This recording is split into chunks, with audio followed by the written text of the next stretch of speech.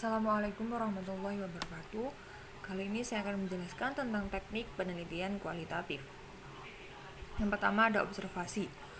Observasi adalah pengamatan yang dilakukan oleh peneliti dengan cara mendengar dan melihat perilaku atau fenomena sosial yang menjadi fokus penelitiannya dalam rangka memperoleh data penelitian.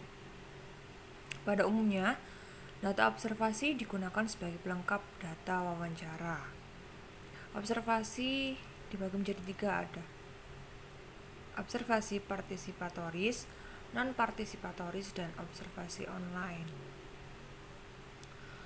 Observasi partisipatoris.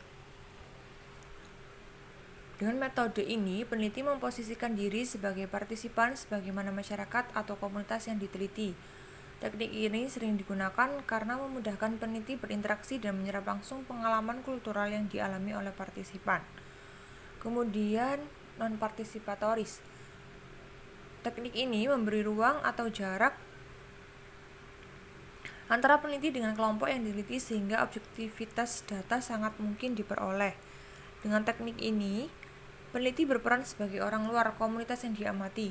Peneliti berperan layaknya mata-mata yang menginvestigasi fenomena dari jauh. Kemudian ada observasi online.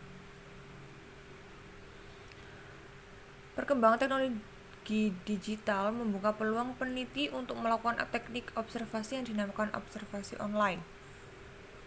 Observasi jenis ini dilakukan dengan cara mengamati interaksi digital subjek penelitian secara intensif. Peneliti bisa berperan secara partisipatoris, misalnya terlibat interaksi online secara langsung dengan partisipan, atau juga non-partisipatoris dengan cara mengkepo atau mencari tahu akun sosial media partisipan. Partisipasi online dilakukan melalui perantara teknologi digital. Kemudian wawancara. Wawancara sebagai teknik pengumpulan data kualitatif telah menjadi mainstream, namun masih yang terpenting. Kualitas data primer riset kualitatif tak jarang ditentukan oleh hasil wawancara. Wawancara bisa dilakukan secara terstruktur, semi-struktur, atau tidak terstruktur. Wawancara terstruktur. Wawancara terstruktur artinya pernyataan yang diajukan peneliti disampaikan sesuai dengan daftar pertanyaan yang disiapkan sebelumnya. Peneliti sudah menyiapkan pertanyaannya secara matang sebelum wawancara dengan informan. Daftar pertanyaan sudah final ditanyakan pada partisipan tanpa tambahan atau tanpa pengurangan. Kemudian wawancara semi-struktur. Teknik wawancara ini memberi peluang pada peneliti untuk mengeksplorasi lebih dalam jawaban narasumber atas setiap pertanyaan yang disampaikan. Peneliti biasanya menggunakan panduan wawancara untuk memastikan semua topik wawancara tercover. Apabila ada jawaban yang dianggap kurang memuaskan, peneliti melakukan probing atau bahasa kasarnya mencecar informan dengan improvisasi pertanyaan yang lebih mendalam. Kemudian wawancara tidak terstruktur. Wawancara ini biasanya dilakukan secara spontan.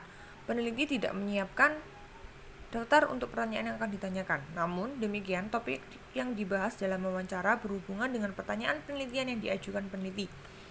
Pertanyaan dalam wawancara tak terstruktur dilakukan secara sporadis. Tidak menutup kemungkinan peneliti juga melakukan probing kepada partisipan.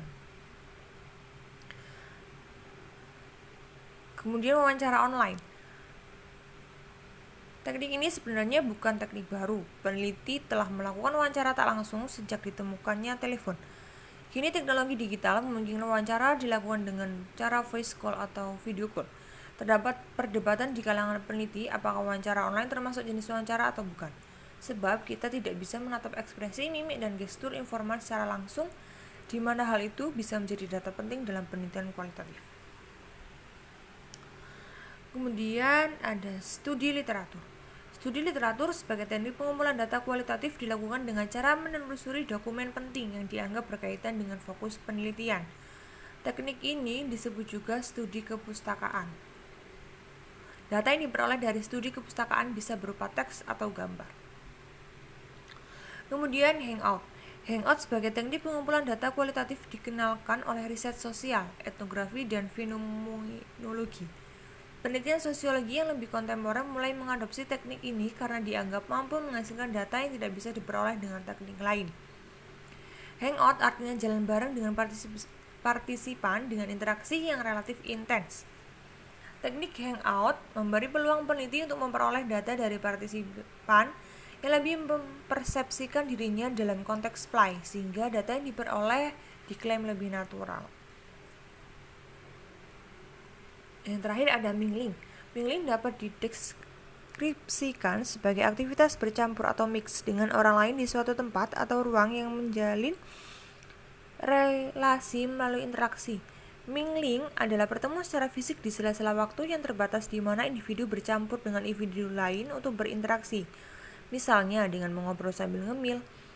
Mingling juga dilakukan untuk tujuan sosial, seperti menjalin relasi untuk pertemuan dengan kepentingan lain di masa depan. Contohnya, teknik mingling yang biasa dilakukan peneliti adalah ketika dalam pertemuan diplomatik, konferensi atau seminar, para peserta memanfaatkan waktu istirahat sambil mengetuk grup-grup kecil secara spontan di mana mereka saling mengobrol. Mungkin itu yang bisa saya jelaskan tentang teknik penelitian kualitatif. Terima kasih. Wassalamualaikum warahmatullahi wabarakatuh.